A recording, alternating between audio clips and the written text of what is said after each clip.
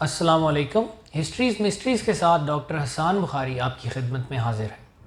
یہ ایک review episode ہے۔ اس میں ہم اسرائیل فلسطین کے تنازع کے اس دور کا جائزہ لیں گے جو دسمبر 1947 سے لے کر 1956 تک چلا۔ یاد رہے کہ نومبر 1947 میں یونائٹڈ نیشنز جنرل اسمبلی میں مسئلہ فلسطین پر ووٹنگ ہوئی تھی اور پارٹیشن کے حق میں فیصلہ آیا تھا کہ آدھا فلسطین زائنسٹ یہودیوں کو دے دیا جائے اور آدھا فلسطین عربوں کو دے دیا جائے، اور برطانیہ جس کا اس وقت تک فلسطین پر اقتدار تھا اس نے اعلان کر دیا کہ وہ 15 مئی تک فلسطین سے رخصت ہو جائے گا۔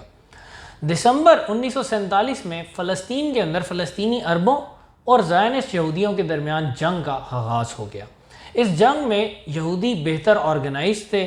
ہگنا ان کی ملٹری تنظیم اور ان کی دہشت گرد تنظیمیں ارگن اور سٹرن گینگ ہزاروں کی تعداد میں اسلحے سے لیس اور نظم و ضبط کے ساتھ آپریٹ کر رہے تھے، جبکہ فلسطینیوں کی فورسز عرب لبریشن آرمی جس کی کمانڈ فوزی القوقجی کر رہے تھے اور عرب آرمی آف جہاد جس کی کمانڈ فلسطینی لیڈر حاجی امین الحسینی کے ایک رشتہ دار عبد القادر حسینی کر رہے تھے۔ ان کی آرگنائزیشن بھی کچھ ایسی خاص نہ تھی، ان کی تعداد بھی کم تھی اور ویپنز وائز بھی وہ پیچھے تھے۔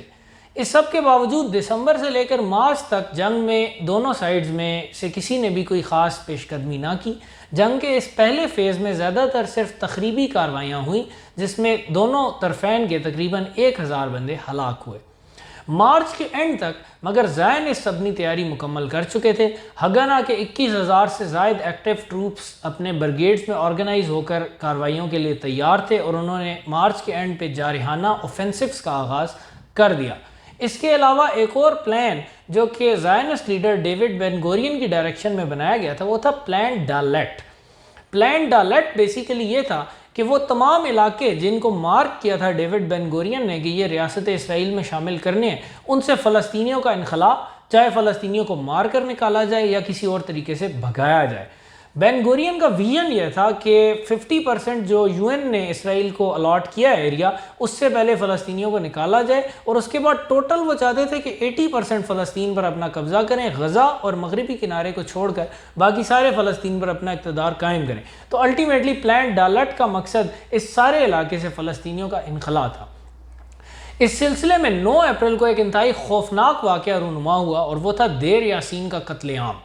دیر یاسین ایک فلسطینی گاؤں تھا جس کے گاؤں کے لوگوں نے ایک لوکل ارینجمنٹ کیا ہوا تھا ہگنا کے ساتھ کہ ایک امن معاہدہ کہ ہم آپ پر حملہ نہیں کریں گے، آپ ہم پر حملہ نہ کریں، لیکن ہگنا کی انکریجمنٹ سے ارگن کی یہودی دہشت گرد تنظیم نے 9 اپریل 1948 کو دیر یاسین پر حملہ بول دیا۔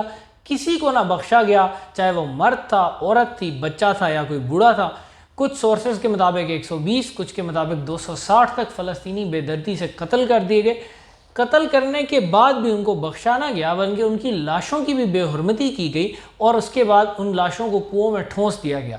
اور اس ساری اٹراسٹی پر شرمندہ ہونے کی بجائے اس کا مکمل طور پر پروپیگنڈا پورے فلسطین میں کیا گیا کہ فلسطینی عربوں کو سائیکولوجیکل وارفیئر کے ذریعے مفلوج کر دیا جائے اور انہیں ہراساں کر کے بھاگنے پر مجبور کیا جائے۔ ارگن کے اس وقت کے لیڈر مناخم بیگن جو کہ بعد میں اسرائیل کے وزیر اعظم بھی بنے، اپنی کتاب دا ریولٹ میں لکھتے ہیں کہ دیر یاسین والے واقعے نے ہمیں بڑا فائدہ دیا اور آگے ہماری فتوحات میں اس چیز نے بڑا اہم کردار ادا کیا کہ عربوں میں اس نے ایک خوف جنریٹ کر دیا۔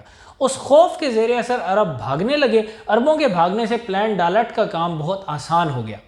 مڈ مئی تک ٹائبیریس، جافا، حیفا اور صفت سمیت کئی اہم علاقوں پر یہودیوں کا قبضہ ہو چکا تھا۔ UN کی طرف سے الاٹڈ 50% علاقے پر تو وہ آلموسٹ قابض ہو ہی چکے تھے۔ اس کے علاوہ انہوں نے اس کے باہر والا علاقہ جو کہ فلسطین کی ریاست کو ایلوکیٹ کیا گیا تھا اس میں بھی اپنے پنجے گاڑنے شروع کر دیے تھے۔ 15 مئی تک برطانیہ کا انخلاء ہو گیا۔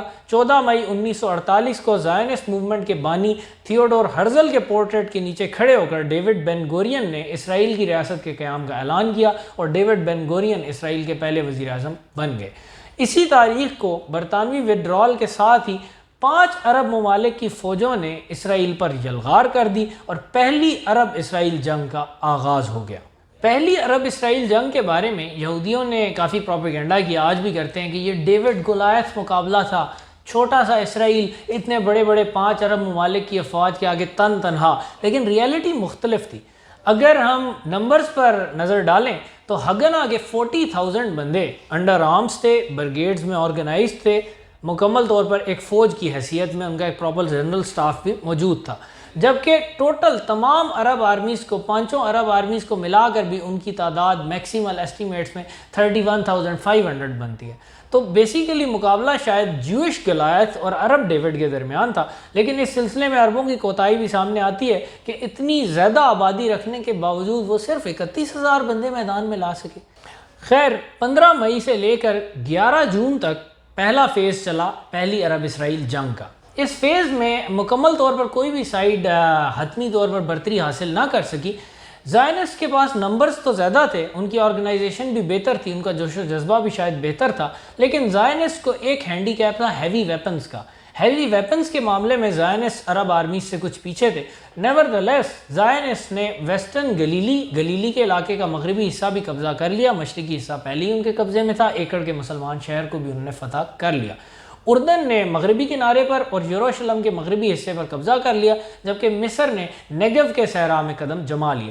اردن کے بارے میں انٹرسٹنگ چیز یہ تھی کہ اردن کے شہنشاہ عبداللہ پہلے ہی زائنسٹ اسرائیلیز کے ساتھ ڈیل کر چکے تھے۔ مئی کے اندر گولڈا میئر اسرائیلی حکومت کی خصوصی نمائندے کے طور پر عمان آئیں اور انہوں نے بھی وہاں پر شاہ عبداللہ سے ملاقات کی۔ ڈیل یہ تھی کہ مغربی کنارے پر اردن کا قبضہ اسرائیل تسلیم کر لے گا اور اردن کے راستے میں حائل نہ ہوگا، اس کے بدلے باقی 80% فلسطین میں اسرائیل اپنی منمانی کرے، اردن کی فوج اس کی راہ میں رکاوٹ نہیں بنے گی۔ یاد رہے کہ اردن کا جارڈینین عرب لیجن وہ واحد عرب فورس تھی جو کچھ بہتر آرگنائزڈ، ڈسپلنڈ اور ویپنز کے معاملے میں بہتر تھی۔ تو اس طرح اسرائیل نے سب سے بہتر عرب فوج کو جنگ سے آؤٹ کر دیا، ویسٹ بینک کے بدلے عبداللہ کو خرید لیا۔ واحد تنازع جو ان دونوں سائڈز کے درمیان تھا وہ یروشلم کے سٹیٹس پر تھا۔ دونوں سائڈز یروشلم کو ہتھیانا چاہتی تھیں اور اسی سلسلے میں ان کی میجر جنگ بھی اس فرسٹ فیز میں عرب اسرائیل وار میں یروشلم کے علاقے میں ہی ہوئی، اور ایسٹ یروشلم اس میں اردن کے قبضے میں چلا گیا اور ویسٹ یروشلم پر اسرائیل کا اقتدار ہو گیا۔ بعد میں انہوں نے اس پر بھی تصفیہ کر لیا اور عملی طور پر جنگ کے پہلے فیز کے بعد اردن نے کوئی عملی شرکت نہ کی۔ 11 جون کو پہلا ٹروس یا پہلی جنگ بندی UN میڈیٹر کاؤنٹ برناڈوٹ کی کوششوں سے عمل میں آئی۔ 11 جون سے لے کر 9 جولائی تک جنگ بندی رہی۔ اس جنگ بندی کا کوئی فائدہ عربوں نے نہ اٹھایا، لیکن اسرائیلیوں نے اس کا بھرپور استعمال کیا، اپنی فوج کو ریفٹ کیا، ری گروپ کیا، اس کے علاوہ چیکو سلواکیہ سے ہیوی ویپنز بھی منگوا لیے۔ اب اسرائیل مکمل طور پر تیار تھا عربوں کی گوشمالی کرنے کے لیے۔ عربوں میں الٹا اس ٹروس کے دور میں بھی اختلافات زیادہ شدت اختیار کر گئے، خاص طور پر اردن کے بادشاہ عبداللہ اور مصر کے شاہ فاروق کے درمیان تعلقات انتہائی خراب تھے، اور یہی دونوں مین فورسز لے کر آئے تھے عرب آرمیز کی طرف سے۔ برناڈوٹ نے اس ٹروس کے دوران میں اپنا برناڈوٹ پلان بھی پیش کیا، جس کے مطابق جو علاقہ اس وقت تک جس سائڈ کے پاس تھا اسی پر پارٹیشن کر دیا جائے، نیگو عربوں کے پاس رہے جبکہ گیلیلی پورے کا پورا اسرائیل لے لے۔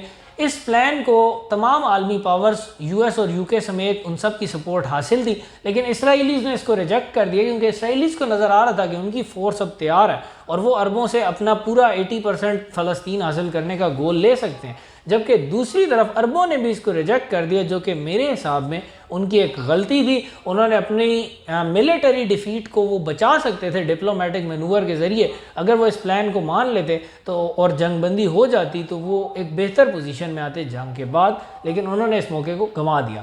9 جولائی کو ٹروس ختم ہوا اور اسرائیل نے بھرپور ایک 10 ڈے آفینسو لانچ کیا اور تمام عرب آرمیز کو دھنک کر رکھ دیا۔ اس سلسلے میں جو اردن کی آرمی تھی، جارڈینین عرب لیجن، اس نے کوئی کردار ادا نہیں کیا۔ انہوں نے ایک خاموش تماشائی کی طرح ایک فونی وار میں وہ انڈلج رہے، جبکہ مصر، شام، لبنان، عرب لبریشن آرمی اور عرب آرمی آف جہاد اسرائیل کے تختہ مشق بنے رہے۔ اس دور میں کاؤنٹ برناڈوٹ اپنی امن کی کوششوں میں مسلسل مصروف رہے۔ انہوں نے ایک سیکنڈ برناڈوٹ پلان بھی دیا۔ برناڈوٹ چاہتے تھے کہ اسرائیل نے ٹروس کے بعد 9 جولائی کے بعد جن علاقوں پر قبضہ کیا اس سے اسرائیلی افواج وڈرا کر دیں۔ کاؤنٹ برناڈوٹ کی امن کوششوں سے اسرائیل کو اپنے لیے کچھ خطرہ محسوس ہوا، ان کو اپنے جارحانہ مقاصد خطرے میں دکھائی دیے، تو کنوینئنٹلی اسرائیلیوں کے یعنی کہ اسرائیلی گورنمنٹ کہتی تھی کہ یہ سٹرن گینگ کی تنظیم ہمارے زیر اقتدار نہیں آتی، لیکن بعد میں یہ ثابت ہوا کہ سٹرن گینگ مکمل طور پر ہگنا کے انڈر ہی آپریٹ کر رہا تھا۔ بہرحال سٹرن گینگ کے کچھ آپریٹوز نے 17 ستمبر 1948 کو کاؤنٹ برناڈوٹ کو ہلاک کر دیا اور ان کے ساتھ ہی امن کے منصوبے بھی پیوند خاک ہو گئے۔ اکتوبر میں اسرائیل نے ایک اور آفینسو لانچ کیا نیگیو کے صحرا پر قبضہ کرنے کے لیے۔ نیگیو کے صحرا میں مصر کی افواج مقیم تھیں۔ اسرائیل کو اب اردن سے کوئی خطرہ نہ رہا تھا کیونکہ ان کے ساتھ پہلے ہی ڈیل ہو چکی تھی، باقی عرب آرمیز کو وہ مور اور لیس نیوٹرلائز کر چکے تھے۔ اکتوبر میں انہوں نے مصر پر بھرپور حملہ کر دیا نیگیو کے صحرا میں، اور جنوری تک وہ نیگیو کے صحرا کو نہ صرف فتح کر چکے تھے بلکہ مصر کے صحرائے سینا میں بھی داخل ہو چکے تھے۔ اسرائیل کو اس کیمپین میں مصر کے اوپر 2-1 کی نیومیریکل سپیریورٹی، ہر قسم کی ویپن سپیریورٹی بھی حاصل تھی، اور اس کی وجہ عربوں کی آپس کی ڈس یونٹی تھی جنہوں نے مصر کو تنہا اسرائیل کے سامنے چھوڑ دیا۔ اس کیمپین میں مصر کے 2 فیوچر کے صدور نے بھی شرکت کی، جنرل نجیب اور جمال عبد الناصر ملٹری آفیسرز تھے۔ اس کیمپین کے دوران وہ مصری قومی ہیرو کے درجے تک پہنچ گئے اپنی بہادری کی وجہ سے، اور بعد میں وہ مصر کے صدر بھی بنے۔ جنوری تک اسرائیل نے تمام آلموسٹ علاقہ کلیئر کر لیا تھا جو وہ قبضہ جس پر کرنا چاہتے تھے۔ صرف ایک امپورٹنٹ لوکیشن رہ گئی تھی، وہ تھی ایلات کی پورٹ، جس کے ذریعے بین گورین کا پلان تھا کہ اسرائیل کو ریڈ سی سے لنک کیا جائے۔ چنانچہ مارچ 1949 میں اسرائیل نے آرام سے ایلات کی پورٹ پر بھی قبضہ کر لیا۔ ان کی کوئی مزاحمت نہ اردن کر سکا نہ مصر کر سکا، اور اپنے تمام وار ایمز اچیو کرنے کے بعد اسرائیل نے جنگ بندی پر آمادگی ظاہر کر دی اور پہلی عرب اسرائیل جنگ ختم ہو گئی۔ پہلی عرب اسرائیل جنگ میں اسرائیل کو عظیم الشان فتح ہوئی، عربوں کو شکست فاش ہوئی۔ عربوں کی ڈس یونٹی، ان کی پور ڈپلومیسی، ان کی ملٹری پلاننگ، ان کے لیڈرز کے اندر، ان کی لیڈرز کی صفوں کے اندر غداروں کا موجود ہونا، دوسری طرف اسرائیلیوں کا بے پناہ جوش و خروش، ان کی بہتر آرگنائزنگ، ان کی بہتر ملٹری پلاننگ کی بدولت ان کو عظیم الشان فتح ہوئی۔ عرب دنیا میں ایک غم و غصے کی لہر دوڑ گئی، اور عربوں کی عوام نے ہر جگہ اپنے لیڈرز کو اس ڈباکل کا، یا اس کو وہ نکبہ کا نام دیتے ہیں، اس نکبہ کا ذمہ دار قرار دیا۔ عرب دنیا میں سب سے پہلی کیجویلٹی جو بنے اس وار کے آفٹر مارچ میں وہ تھے کنگ عبداللہ۔ جارڈن کے کنگ عبداللہ کو وائڈلی یہ بلیم کیا جاتا تھا کہ وہ غدار تھے، وہ برطانیہ اور زائنسٹ کے ساتھ ڈیلیں کر کے ان کے اعلی کار بنے رہے۔ 20 جولائی 1951 کو ایک فلسطینی نے ان کو ہلاک کر دیا جبکہ وہ مسجد اقصیٰ کے باہر موجود تھے۔ 23 جولائی 1952 کو مصر کی گورنمنٹ کا تختہ بھی الٹ دیا گیا، شاہ فاروق معزول کر دیے گئے۔ فری آفیسرز نامی ایک ملٹری آفیسرز کی تنظیم نے، جس کے سربراہ جمال عبد الناصر تھے، اقتدار سنبھال دیا، اور مصری صدر کے عہدے پر فائز کیے گئے جنرل نجیب، جو کہ پہلی عرب اسرائیل جنگ میں بہت شہرت حاصل کر چکے تھے اپنی بہادری کی بنا پر۔ جنرل نجیب 2 سال تک تقریباً مصر کے صدر رہے۔ اس کے بعد نومبر 1954 میں جنرل نجیب کو ہٹا کر جمال عبد الناصر خود ڈائریکٹ اقتدار میں آ گئے، اور 1970 تک وہ مصر کے صدر رہے۔ دوسری طرف اسرائیل کی ان سیکیورٹیز میں کوئی کمی واقع نہ ہوئی تھی۔ اسرائیلی ابھی بھی اس پیرانویا میں مبتلا تھے کہ عربوں میں کوئی یونٹی ہو گئی، یا عرب اگر ذرا سی بھی طاقت پکڑ گئے تو ہمارا وجود خطرے میں پڑ جائے گا۔ چنانچہ اسرائیل نے ایک انتہائی اگریسو پوسچر جنگ کے بعد بھی جاری رکھا۔ 1953 میں اسرائیل نے ایک ملٹری تنظیم، ایک ملٹری یونٹ 101 کے نام سے تشکیل دی۔ اس کے پہلے سربراہ ایریل شارون بنے، جو کہ بعد میں اسرائیل کے وزیر اعظم بھی بنے۔ اسرائیلی چیف آف سٹاف موشے دایان کی ڈائریکشن میں یہ یونٹ صرف اس لیے قائم کی گئی تھی کہ ایگریسو ترین ایکشنز کے ذریعے بارڈرز پر عربوں کو دبا کر رکھا جائے، انہیں انڈر پریشر رکھا جائے، ان پر دہشت قائم کر دی جائے۔ چنانچہ یونٹ 101 نے کافی اٹراسٹیز بھی کی، جن میں کبیا میسیکر کافی مشہور ہوا۔ 1953 میں انہوں نے کبیا کے گاؤں پر حملہ کر کے 50 مردوں، عورتوں، بچوں کو بے دردی کے ساتھ ذبح کر دیا۔ 1955 میں یونٹ 101 نے ایک اور کارروائی کی جس نے بڑے گہرے اثرات مرتب کیے۔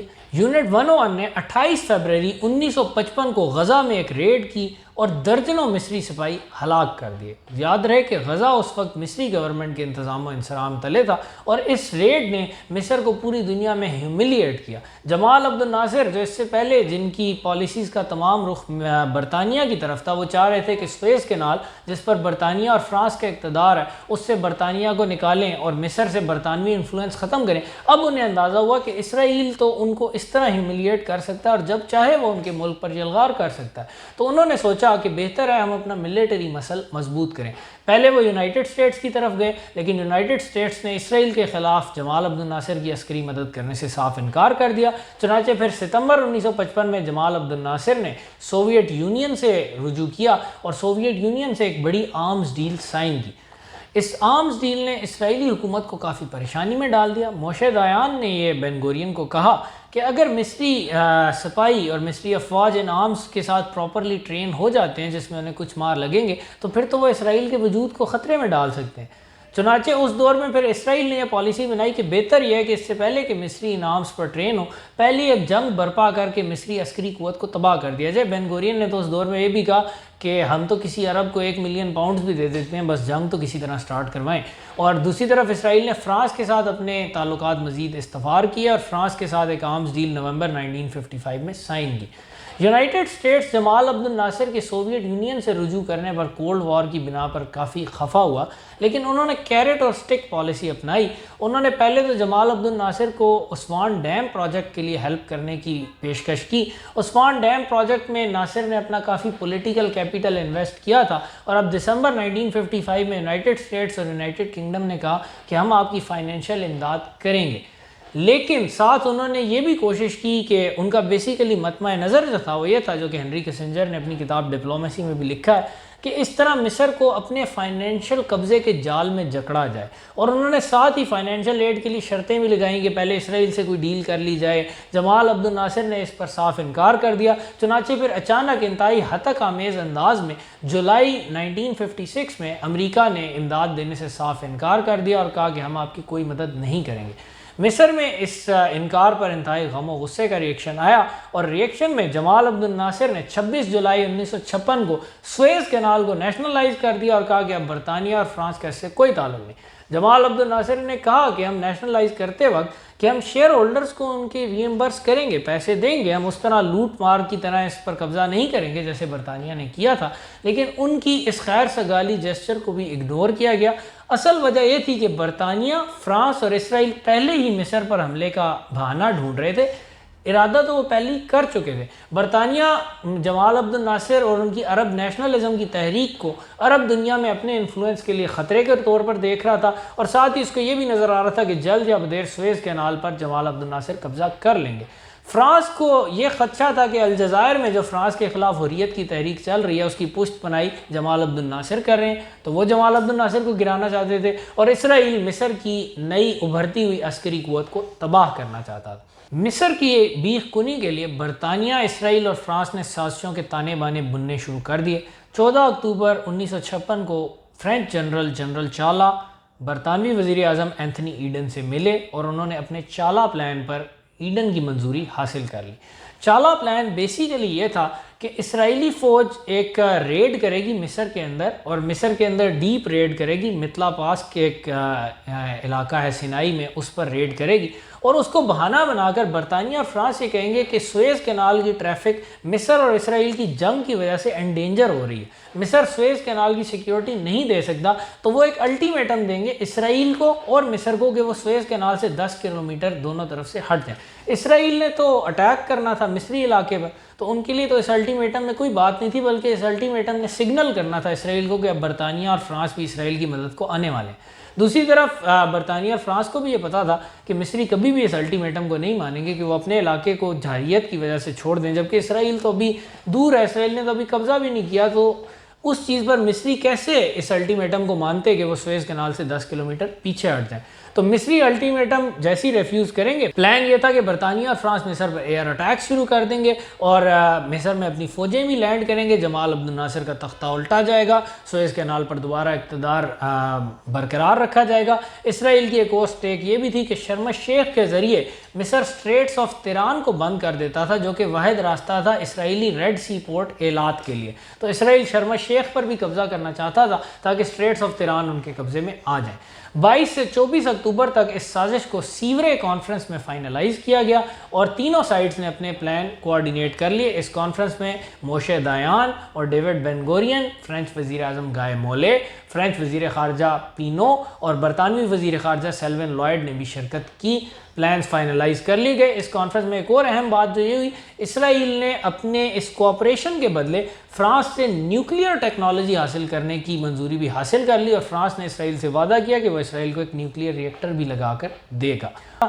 29 اکتوبر 1956 کو پری پلانڈ سیورے کانسپریسی کے تحت اسرائیل نے حملہ کر دیا مصر پر، اور مطلع پاس پر پیرا ٹروپرز اتار دیے ایریل شارون کی قیادت میں۔ 30 اکتوبر 1956 کو برطانیہ اور فرانس نے مصر کو الٹیمیٹم دیا، جو کہ پریڈکٹیبلی مصر نے ریفیوز کر دیا۔ 31 اکتوبر کو برطانوی اور فرینچ فضائیہ نے مصری ایئر فورس کو گراؤنڈ پر ہی تباہ کر دیا اور مصر پر ہیوی ایئر ریڈز کی۔ اس کے علاوہ 31 اکتوبر کو جو ایک اور انتہائی اہم ڈیولپمنٹ ہوئی وہ یہ تھی کہ امریکی صدر آئزن ہاور نے ایک تقریر کی اور اس میں انہوں نے مکمل طور پر برطانیہ اور فرانس کی اس ایگریشن کی مخالفت کا اظہار کیا۔ برطانیہ اور فرانس کے لیے ایک بہت بڑا سیٹ بیک تھا، ان کے لیے ان ایکسپیکٹڈ بھی تھا کہ امریکنز بھی ان کے خلاف آ گئے ہیں۔ 5 نومبر تک اسرائیل نہر سویز کے 10 کلومیٹر مشرق تک پہنچ چکا تھا، شرم الشیخ پر قبضہ بھی کر چکا تھا، مصری افواج سینائی میں شکست کھا چکی تھی اور 5 نومبر کو ہی برطانیہ اور فرانسیسی افواج پورٹ سعید اور پورٹ فواد میں لینڈنگز بھی سٹارٹ کر چکی تھیں۔ لیکن 5 نومبر کو ہی سوویٹ پریمیئر نیکولائی بلگانن نے ایک انتہائی سخت لیٹر لکھا برطانیہ، فرانس اور اسرائیل کو اور ڈائریکٹ سوویٹ ملٹری انٹرونشن کی دھمکی دی۔ انہوں نے کہا کہ اگر آپ نے اپنی ایگریشن نہ روکی تو ہم آپ پر حملہ بھی کر سکتے ہیں، اور اسرائیل کو انہوں نے یہ دھمکی بھی دی کہ اسرائیل کا تو وجود ہی خطرے میں پڑ سکتا ہے۔ سوویٹ اور امریکن پریشر کے تحت پھر 6 نومبر کو آخرکار سیز فائر ہو گیا۔